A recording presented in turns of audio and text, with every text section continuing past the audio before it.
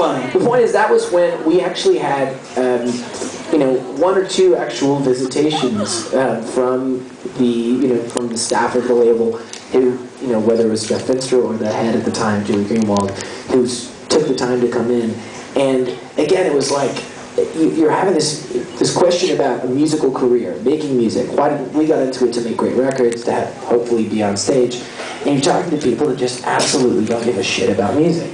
And that's saying it nicely. I was going to say, that's nice. That's the nice. In fact, they tell you that to your face. And so, over that period of that, they'll like look at you and say stuff like, "Make me look smart," write a good song, kind of stuff like that. So as we went into that process, it was clear than ever that we were going to have to start changing the game. And really, after working with Steven, was when we realized we were going to essentially have to start over. I think Steven pretty much looked us in the face and said, "Guys, you're fucked."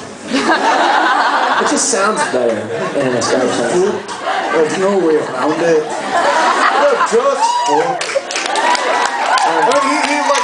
He looked at us, and that's a quote. I think that's a quote. He looked, after a meeting that we didn't put in the documentary, but there were a couple of things where basically we're sitting there and we're like, "Can you believe the meeting we just had? That was our A&R. That's the guy who's deciding whether or not this record is going to get made and quote-unquote approving things."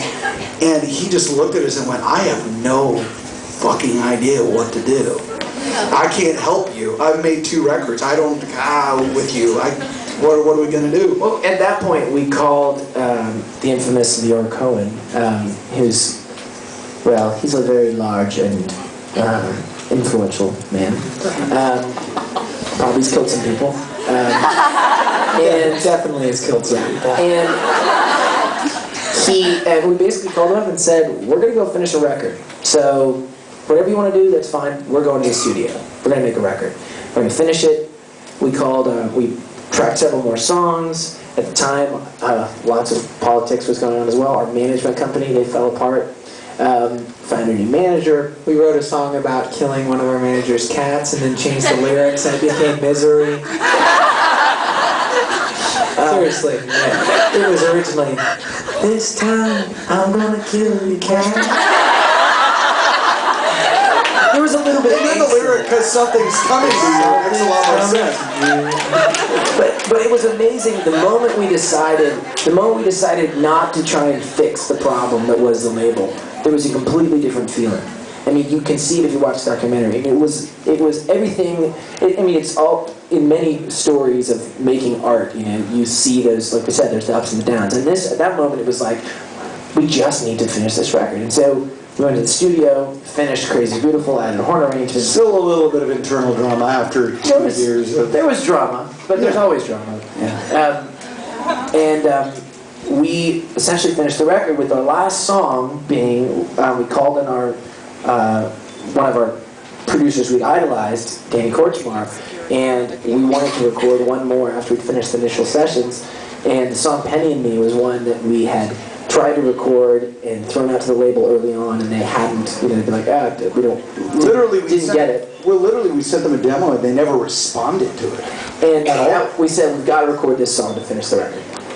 So we brought Danny Korchmar, and here's a guy who played congas on songs like "You've Got a Friend." You guys know that song? "You've Got a Friend," James Taylor. I mean, kind of a big deal. And, wrote and played records on Carole King, James Taylor, Billy Joel. I mean, just all these records that we grew up with. Yeah, River of Dreams, Billy Joel, on one of our all-time favorite records. He was a big enough deal to convince Billy Joel that Liberty DeVito couldn't play drums on his record. They're like, "What are you talking about?" Saying a lot. It's the only record where Billy Joel's original drummer didn't play. Okay, guys? That's a good thing. We're geeks. What can we tell you? They're like, Liberty who? So, at that point, we had to finish. Hold on. Liberty DeVito's a drummer that plays for Billy Joel. He sort of is famously not the greatest drummer, but he plays with him because he's been buddies with him forever. Danny Korchmar was like, "I want to make your record, but I won't do it unless I get to pick the drummer, and it's not Liberty." And he was a big enough deal that Billy Joel was like, fine, I'll do it because I want to work with you.